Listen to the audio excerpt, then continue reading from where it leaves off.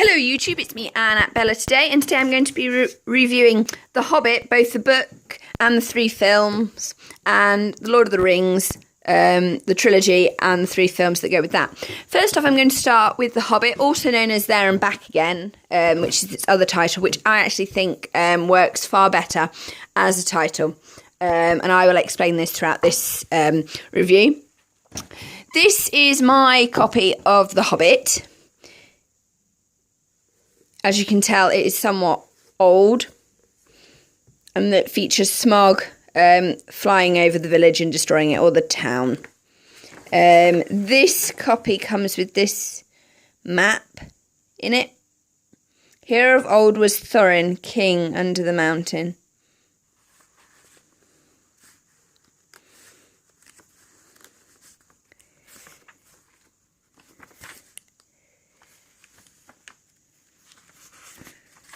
See, for over the misty mountains cold, to dungeon deep and caverns old, we must away ere break of day to seek the pale enchanted gold.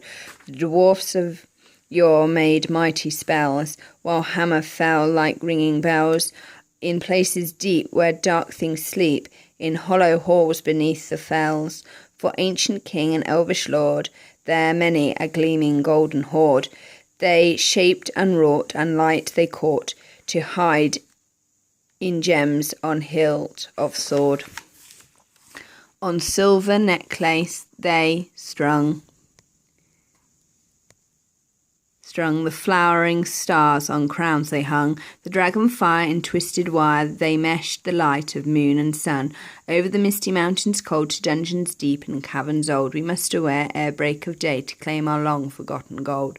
Goblets they carved there for themselves, and harps of gold where no man delves. There lay long, and many a song was sung and heard by men or elves. The pines were roaring on the hine, the winds were moaning in the night. The fires was red, its flaming spread. The trees like torches blazed with light. The bells were ringing in the dale, and men looked up with faces pale. The dragon's air, more fierce than fire, lay low their towers, house and frail. The mountains smote beneath the moon, the dwarfs they heard the tramp of doom. They fled their hall to dying fall, beneath their feet, beneath the moon. Far over the misty mountains grim, to dungeons deep and caverns dim, we must away ere break of day to win our harps and gold from him.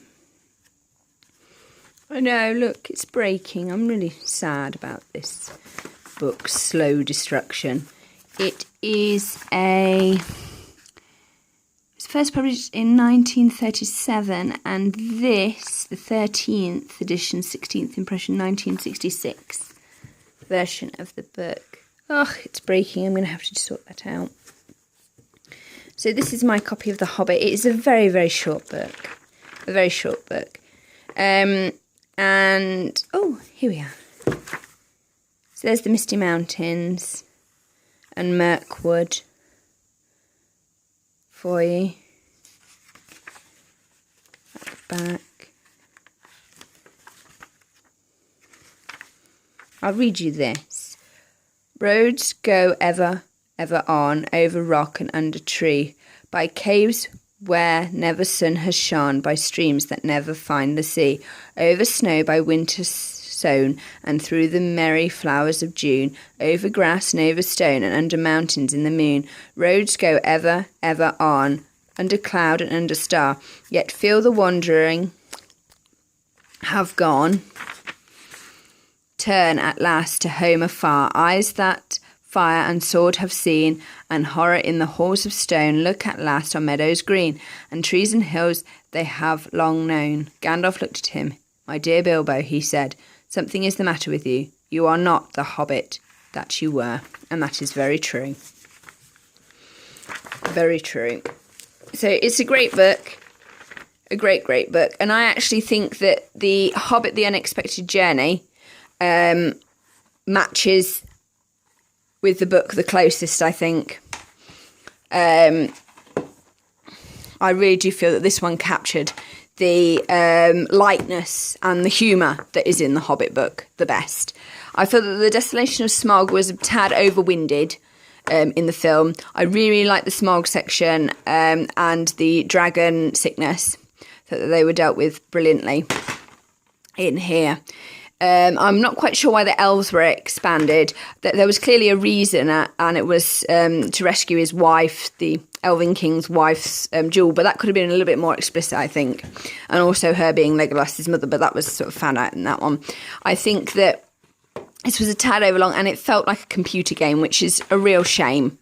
The same with the Five Armies. It was more sort of commentary on the war than rather being in it. The ending was, so sad, so sad. And for a book that's supposedly a children's book, gives me shivers. But I also really liked how it was, but I felt that it was sort of like really serious, and then suddenly you were expected to go back all green and flowery, and you just couldn't do that. But then again, I think that sums up Bilbo Baggins' character. He was surrounded by all this happy, cheery people, but yet he was incredibly complex, because it was after this journey that elves and dwarfs visited, or he was in contact with others and visited him regularly. I felt that they should have perhaps included the funeral of Thorin in this. And I think that Bilbo and Thorin's relationship could have actually been stronger throughout the films. But that's just a side note. I actually like the title There and Back Again better. The Lord of the Rings, what can you say about this? This is the closest to perfection that we're ever going to get.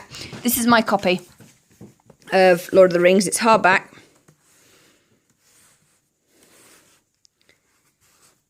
It opens out, and the book itself is brown. Lord of the Rings, Tolkien.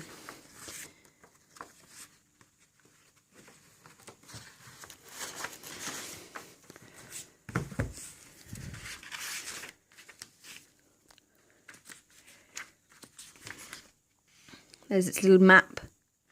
It comes with it.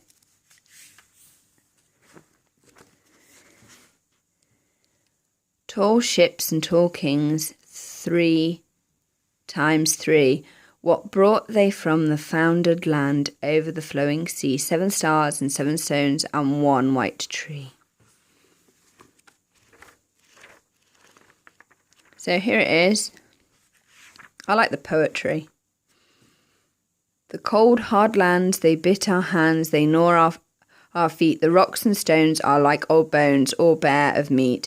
But stream and pool is wet and cool, so nice for feet, and now we wish.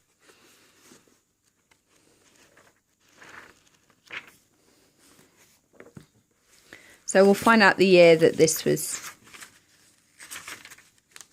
the imprintation of this one, if it would let us.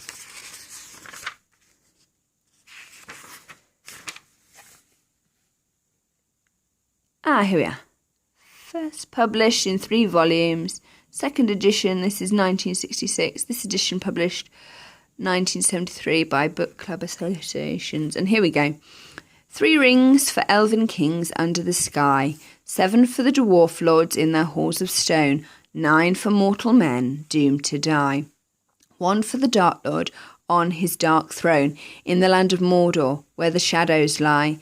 1 ring to rule them all. 1 ring to find them, 1 ring to bring them all, and in the darkness bind them, in the land of Mordor, where the shadows lie. It's awesome. Absolutely awesome. Absolutely awesome. The first film is brilliant. They do enlarge this female elf here role. I forget their names. It all gets complicated, and it's all with the PHs and the Fs. 2 Towers, good.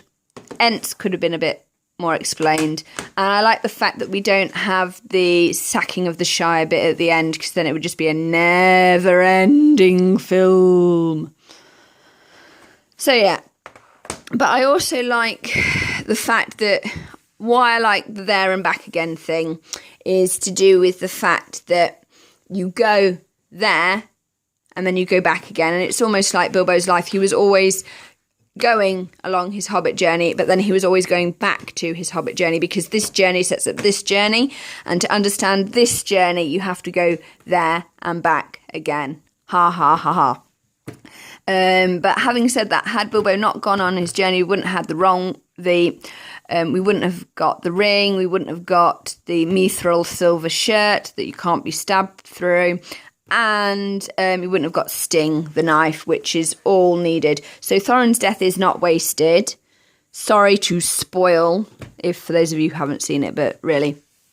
And that's basically the end of this review. There is a theory that the dwarves are supposed to be like the Jewish race or something, but that's just a load of baloney, if you ask me. It's just crazy. But the thing that I find interesting in The Hobbit is how Gandalf set out to sort of put everything right, and then it all goes completely wrong, and the poor dwarf suffer for it. That's because they don't work well with the elves and they don't work well with man. So it's kind of like Gandalf's first trial, and then this is like his second trial where it all comes right in the end. This is the end of this review. I hope you've enjoyed it. Please like, comment and subscribe. So bye.